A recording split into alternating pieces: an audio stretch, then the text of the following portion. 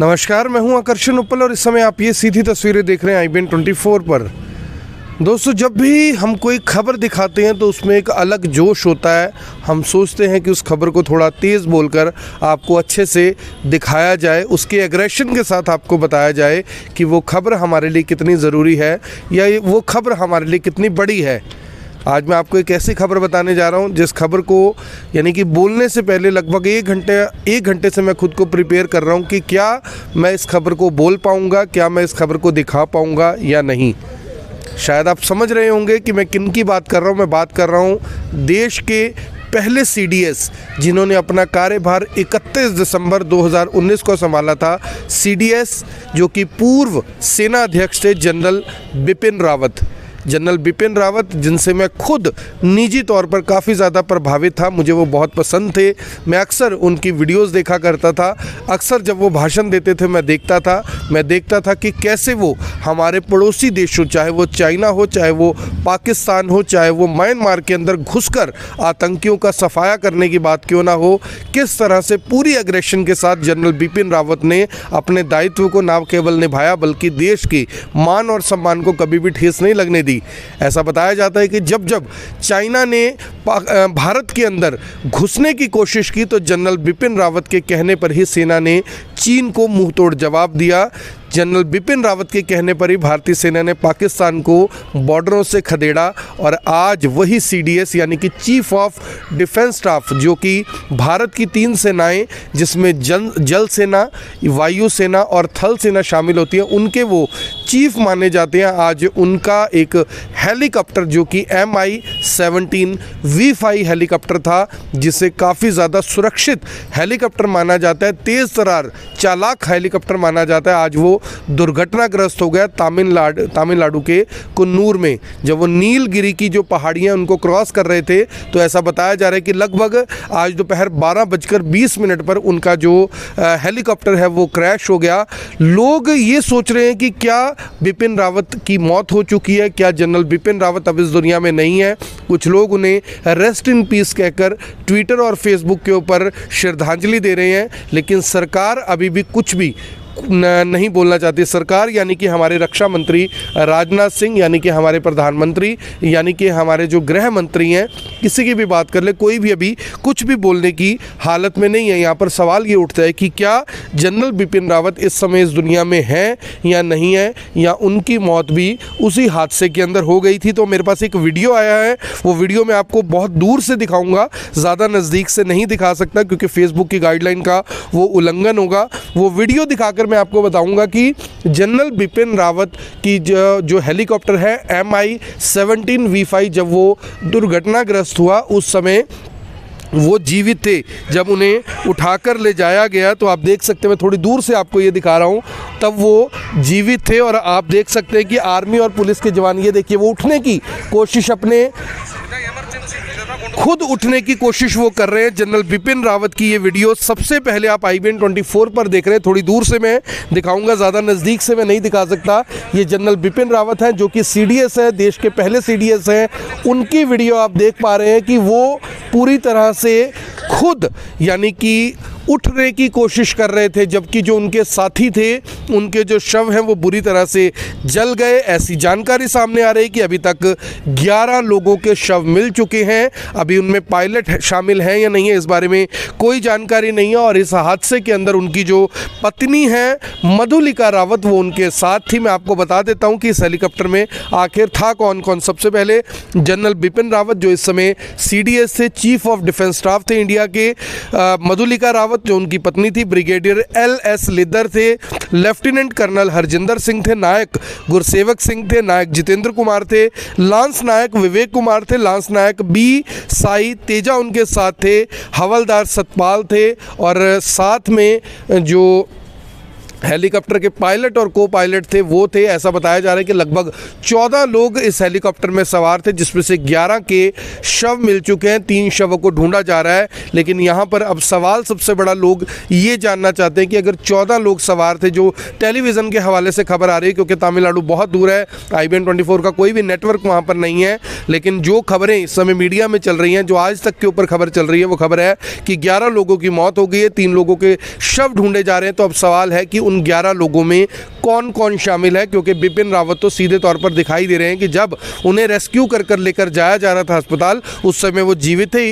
यहाँ तक कि उनके शरीर पर कपड़े नहीं थे क्योंकि जल गए थे, अपनी वर्दी में थे वो, उस समय सेना की वर्दी में थे, वो कपड़े उनके जल चुके। उनकी पत्नी का कुछ भी अभी तक अता पता जो जानकारी आ रही है नहीं लग पाया, लेकिन जनरल बिपिन रावत का जो बॉडी है वो बिल्कुल ठीक थी, उस समय वो जिंदा थे। उन्होंने अपनी गर्दन पर खड़े होकर देखने की कोशिश की कि आसपास क्या है और क्या कुछ हुआ है, क्योंकि इतना बड़ा हादसा अपने आप में कई सवाल खड़े ज़रूर कर जाता है। यहाँ पर मेरे पास एक ट्वीट भी आया है, वो ट्वीट भी मैं आपको दिखाना चाहूँगा कि एक अनआइडेंटिफाइड ट्विटर अकाउंट है, अनवेरीफाइड ट्विटर अकाउंट है, वहाँ से ये तमाम चीज़ें मेरे पास आ रही हैं, क्योंकि हम खुद, हमारी टीम, जो हमारी आईटी टीम है, वो पूरी कोशिश कर रही है कि आपको जानकारी दे सके। यहाँ पर आप देख सकते हैं कि एक शख्स है जो ट्वीट करते हैं, Tamil ISIS insurgents claiming to have shot down Indian Army Chief Bipin Rawat's helicopter.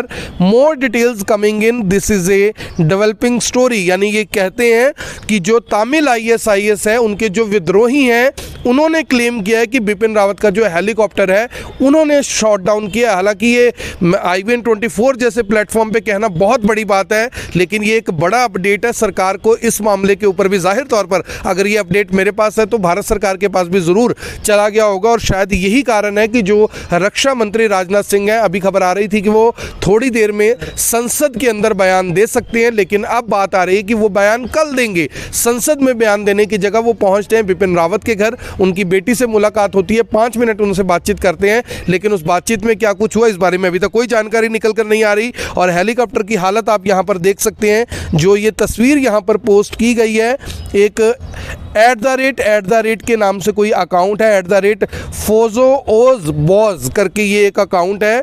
यहाँ पर कुछ लोगों ने अपने कमेंट भी किए हैं कि इसका सोर्स क्या है। अगर ये ऐसा है तो ये बहुत खतरनाक है, हमारी इंटेलिजेंस का फेलियर है, क्योंकि अभी अभी एक बड़ा अपडेट और सामने आया है और उस अपडेट में बताया गया है कि जनरल बिपिन रावत के हेलीकॉप्टर में पहले आग लगी थी। ऐसा कहा जा रहा था कि वो शायद दुर्घटनाग्रस्त हुआ है, क्रैश हुआ है, और सामने कोई पहाड़ी आ गई थी, आगे बादल थे, मौसम खराब था। लेकिन जो जनरल रावत का MI-17 V5 हेलीकॉप्टर है वो एक बहुत आधुनिक हेलीकॉप्टर है। उसमें हमारे प्रधानमंत्री, राष्ट्रपति, रक्षा मंत्री और जो हमारे गृह मंत्री तक हैं उसमें सफ़र करते रहे। हालांकि MI-17 का जो रिकॉर्ड है वो बहुत अच्छा नहीं रहा है। जो मैं इंटरनेट के माध्यम से जानकारी जुटा पाया, उस जानकारी के हिसाब से निकल कर ये सामने है कि पिछले कुछ सालों में MI-17 बहुत सारे दुर्घटनाग्रस्त हुए, लेकिन बावजूद इसके जो जनरल बिपिन रावत हैं वो इसी हेलीकॉप्टर का उपयोग करते थे, क्योंकि सरकार की तरफ से उन्हें यही हेलीकॉप्टर दिया गया था। यहाँ पर सवाल ये भी है कि जो जनरल बिपिन रावत हैं,